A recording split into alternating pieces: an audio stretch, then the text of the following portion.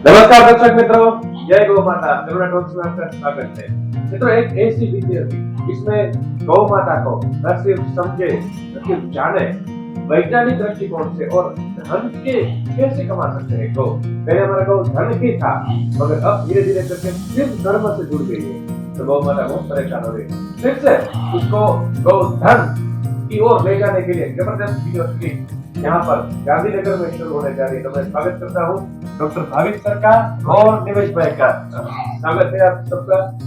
मैं विनती करूंगा दिनेश भाई से कि इस विषय को थोड़ा प्रास्ताविक बांधे और फिर हम डॉक्टर भाविक सर से जानेंगे इस पूरे विषय के बारे में। जी दिनेश भाई। नमस्कार, जय गौ माता। अब आने वाली 17 मई को भारत की या पूरे विश्व की सर्वप्रथम गौ विश्वविद्यापीठम का उद्घाटन समारोह हम लोग रख रहे हैं। तो ये भारत में ऐसी पहली विश्वविद्यापीठम होगी जिसके अंदर गौ ज्ञान, गौ विज्ञान, गौ धन और गाय का रिसर्च पढ़ाने वाले हैं। और हमारा एकदम शॉर्ट में बोलूं तो ये जो हम अभ्यासक्रम बनाने वाले हैं, ये पूरा इंडिया की जितनी कॉलेज है वो लोग हमसे हमारा अभ्यास मतलब जो कोर्सेस है वो लेंगे और भारत के 700 यूनिवर्सिटी में चलाएंगे। आगे के लिए आप मिस्टर भाई सर से बात कर सकते हैं। जी डॉक्टर साहब नमस्कार जी। आपको थोड़ा जो ये पूरा कार्यक्रम होने वाला है उस विषय के बारे में और यूनिवर्सिटी के बारे में थोड़ा प्रकाश डालें। गौ विश्वविद्यापीठम की जो परिकल्पना है वो एक ऐसा आधार बनेगी जो आने वाले समय में गौ, जिसको बॉस इंडिकस बोलते हैं, हम नॉर्मली आजकल की भाषा में जब हमारे बच्चे भी उसको काऊ ही बोलते हैं, क्योंकि आप देखिए मोटे मोटा तौर पर तो आज सब शिक्षा जो है वो अंग्रेजी माध्यम में हो चुकी है। इंग्लिश मीडियम का जो क्रेज भी बढ़ा है, इसलिए आने वाली जो पीढ़ी है और अभी के बच्चे भी जो ग्रेजुएट्स है, पोस्ट ग्रेजुएट्स है, उनको गाय के विषय में इतना ज्ञान और संज्ञान दोनों नहीं है। उसका कुछ जिम्मेदारी हम अपने पर भी ले सकते हैं, क्योंकि मैं तो कुछ शिक्षा में हूँ पिछले 24 साल से। पोस्ट ग्रेजुएट MBA प्रोग्राम में मैं प्रोफेसर के तौर पे अभी डीन हूँ और government of Gujarat startup policy में मैं टास्क फोर्स मेंबर रहा हूँ 10 साल से। अभी हम स्टार्टअप्स भी करते हैं, SP इनोवेशन फाउंडेशन का मैं CEO भी हूँ। तो जब हम टेक्नोलॉजी की इतनी बात करते हैं तब कहीं ना कहीं हमको संस्कृति को भी साथ में लेना पड़ेगा। गौ रक्षति रक्षतः, जैसे धर्मो रक्षति रक्षत है, उसी परिकल्पना के उसी संचार से हम इस चीज को आगे बढ़ाएंगे। और अगर गौ माता की रक्षा करेंगे तो पूरा विश्व, उसकी एक आने वाली पीढ़ी हमारी, जो उसका भी रक्षण होगा और उनको काफी अच्छा जीवन प्राप्त होगा। देखिए, हम बात करते हैं आजकल विज्ञान की, हम बात करेंगे गौ विज्ञान अनुसंधान की। और गौ विज्ञान अनुसंधान एक ऐसा विषय है जिसके बारे में हम बात तो करते आए हैं, लेकिन उसको कभी मेन स्ट्रीम में हमने डाला नहीं है।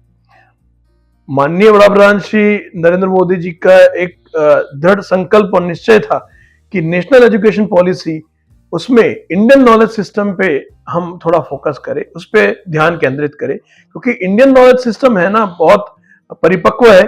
दुनिया में हम देखा जाए तो मानते हैं कि सबसे पुराना सिविलाइजेशन 5000 साल पुरानी सभ्यता, उसको हम लेके चलते हैं।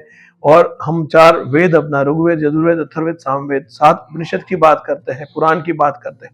उस सब में एक जीवन मनुष्य का है या प्राणियों का भी है, उसके बारे में काफी सारे रिसर्च के द्वारा भी उनमें उक्त है चीजें कि कैसे जीना चाहिए, एक इंसान को, मनुष्य को जीवन कैसे जीना चाहिए और साइंटिफिक विज्ञानी आधार पर उसको कैसे जीना चाहिए, उसके भी सारे अनुसंधान हो चुके हैं। लेकिन कहीं ना कहीं आजकल हम अपनी जो day to day busy life में टेक्नोलॉजी और 5G की तरफ की हमारी दौड़ है, सेमीकंडक्टर और चीप मेकिंग की बात है, रोबोटिक प्रोसेस ऑटोमेशन है, ब्लॉकचेन है, आर्टिफिशियल इंटेलिजेंस, मशीन लर्निंग, ये सब चीजों में हम कहीं ना कहीं जो हमारी सभ्यता है, एक जीवन जीने का आधार है, हमारा जो धर्म है या हमारी गौ है, जो सबसे पहले हम बोवाइन बोलते हैं, कैटल बोलते हैं, अब उसको उसी तरह से हम लेने लगे, उसको माता की तरह कहीं ना कहीं हम लेना छोड़ दिए। उसकी बातें बहुत करते हैं, काफी गौशाला है, नीति आयोग का रिपोर्ट भी बोलता है कि 85% जो गौशाला है इंडिया में वो अनुदान से चलती है, यानी ग्रांट से चलती है, डोनेशन से चलती है।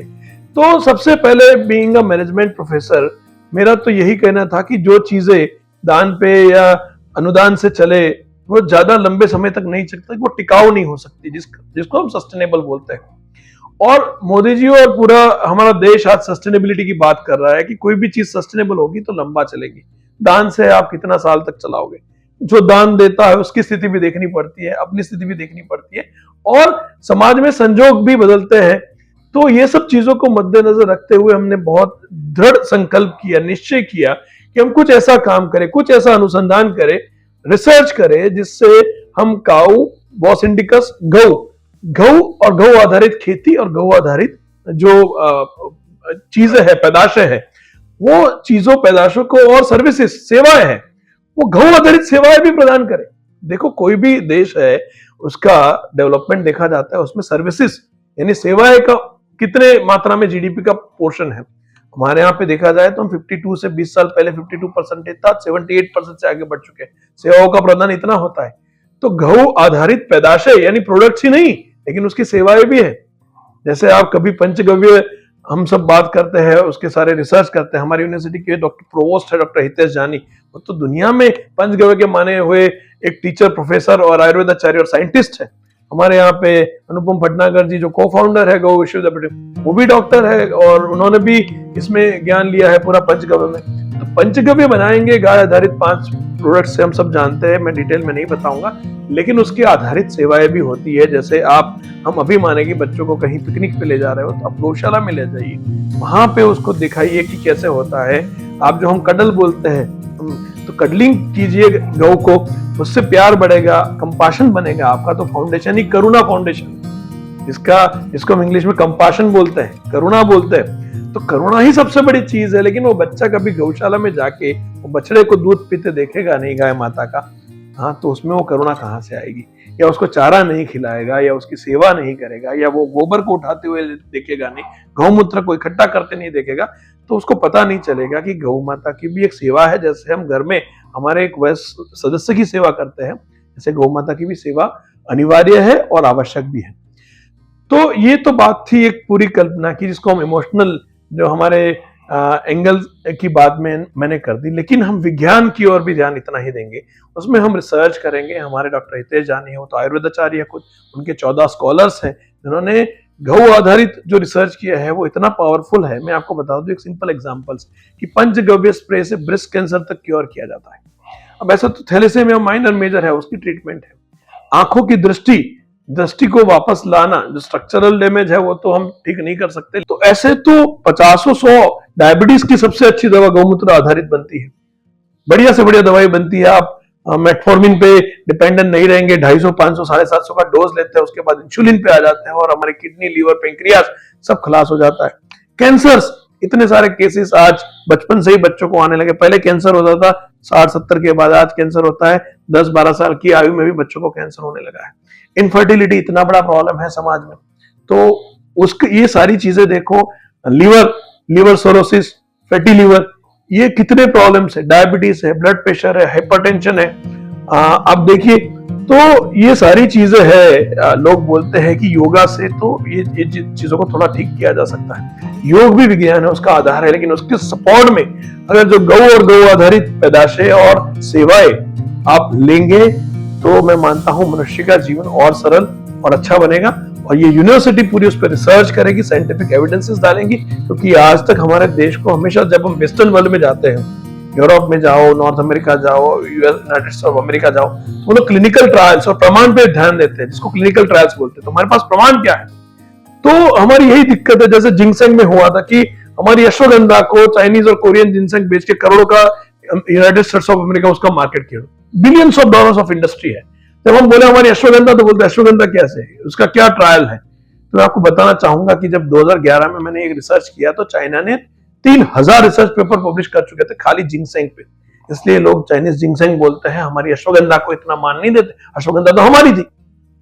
ऐसा एक नहीं, ऐसे 100 पैदाशों और सेवाओं में हुआ है, जिनको हम रिसर्च करके प्रमाण देंगे और पूरी दुनिया को भारत का आयुर्वेद में जो लोहा है वो मनवाएंगे। हमारी चरक संहिता, सुश्रुत संहिता, कर्क संहिता, अब देखिए सब जगह पे उसका आधार वहां पे है ही, हमको ढूंढने की जरूरत नहीं है। आधार बहुत अच्छी तरीके से वहां पे प्रस्तुत है, लेकिन वो प्रस्तुत आधार को हमने फिर से देखा नहीं है, जाना नहीं है और लोगों तक पहुंचाया नहीं है। तो ये डिसेमिनेशन इंफॉर्मेशन, जो इंफॉर्मेशन डिसेमिनेशन का काम है, वो भी गौ विश्वविद्यापीठम करेगी। इंडियन नॉलेज सिस्टम का जो कोर्स है उसमें प्रॉपरली एक वेल एस्टेब्लिश साइंटिफिक तरीके से ये गौ आधारित जो पूरा हमारा सिलेबस है उसको हम लेंगे और बच्चों तक पहुंचाएंगे। तो ग्रेजुएट बच्चे भी, उनको भी अवेयरनेस आएंगे, उनको भी पता चलेगा कि गौ में कितनी ताकत है।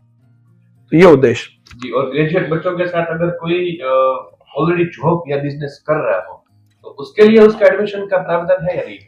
ये प्रावधान तो करना ही पड़ेगा, क्योंकि मैं आपको बता दूं कि ग्रेजुएट स्टूडेंट होता है तो जो लेवल ऑफ मैच्योरिटी और साइंटिफिक एटीट्यूड वो एक लिमिटेड होता है। इसलिए हमने पोस्ट डॉक्टरल रिसर्च फेलो को इनवाइट करने का सोचा है, जो आयुर्वेदा में जो मास्टर्स करने के बाद उनका पोस्ट डॉक्टर या डॉक्टरेट करने के बाद हम उनको पोस्ट डॉक्टरल रिसर्च के लिए इनवाइट करेंगे और ऐसे स्कॉलर्स को हम फंड देंगे कि वो अपना रिसर्च कंटिन्यू कर पाए। उनको हम सस्टेनेंस अलाउंस के तौर पे महीने 20 से 25 हजार रुपए देने की भी सोच रहे हैं कि वो अगर जॉब नहीं करे, आगे नौकरी नहीं करे या बिजनेस नहीं करे, तो भी अपना जीवन निर्वाह अच्छे से चला सकते हैं। और हम उनको अनुदान देंगे 25,000 रुपए का 1 साल तक, और उनकी जो रिसर्च होगी फिर हम उनको कमर्शियलाइज करके लोगों तक पहुंचाएंगे। तो खास तौर में तो जो 17 तारीख को होने वाला है इंडस्ट्रियल काउंसिल जी। एक और चीज बता दूं मैं कि हमारे एकेडमिक्स और यूनिवर्सिटी समझो 1000 से ज्यादा यूनिवर्सिटी है भारत देश में, 76,000 से ज्यादा ऑटोनॉमस और प्राइवेट कॉलेजेस और इंस्टीट्यूशन है। अब हम हमेशा एकेडमिक्स को कोसा जाता है कि भारत का जो स्टडी है, जो हमारी शिक्षा है, वो उस लेवल पर नहीं पहुंच पाई जिस लेवल पे वेस्टर्न वर्ल्ड है।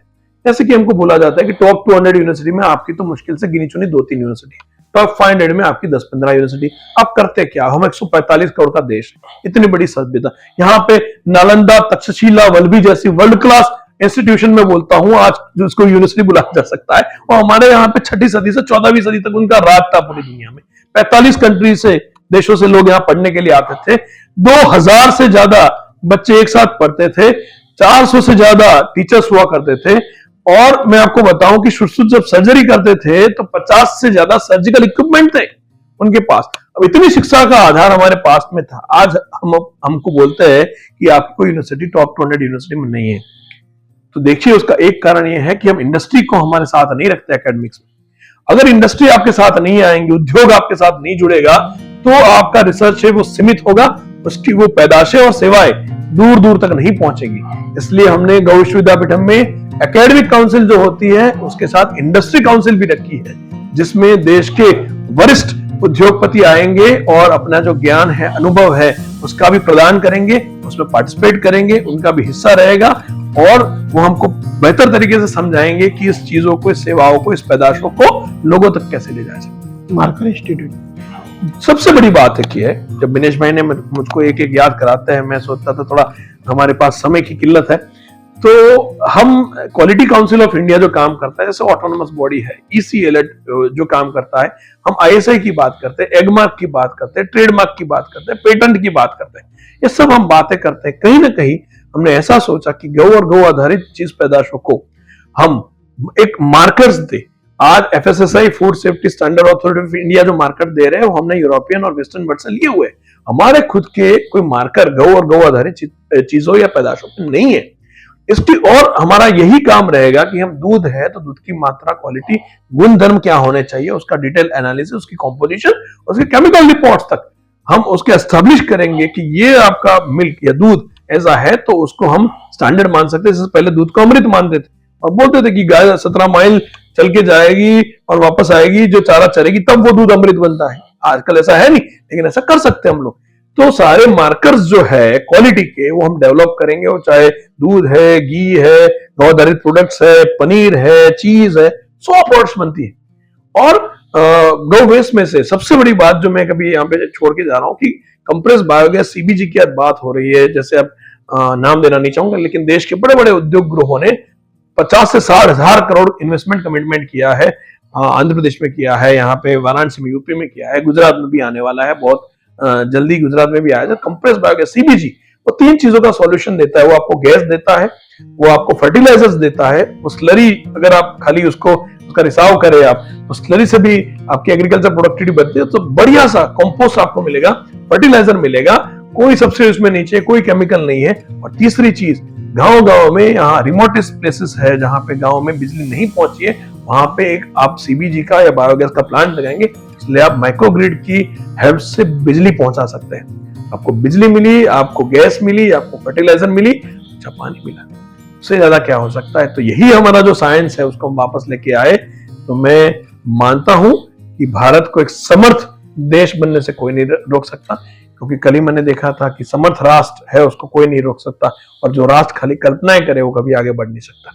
तो हम एक समर्थ राष्ट्र की तरफ, हमारा एक प्रयास है गौ विश्वविद्यापीठम में कि इसको एक समर्थ राष्ट्र बनाने की कड़ी में हमारा ये छोटा सा प्रयास है। बहुत बहुत धन्यवाद डॉक्टर राइम जी और डॉक्टर विवेक राय। ये बात जो है गौ विश्वविद्यालय की हर एक लोगों तक पहुंचा दीजिए, और कोई न कोई किसी तरह से इस विश्वविद्यापीठम में आए, या तो ज्ञान ले, या तो फिर हम इसके मैनेजमेंट पर कोई छोटा सा भी बात करें, गौ के प्रति हम थोड़ा सा कुछ कृतज्ञ कर सके इस व्यवस्था में। नमस्कार, जय गौ माता। जय गौ माता।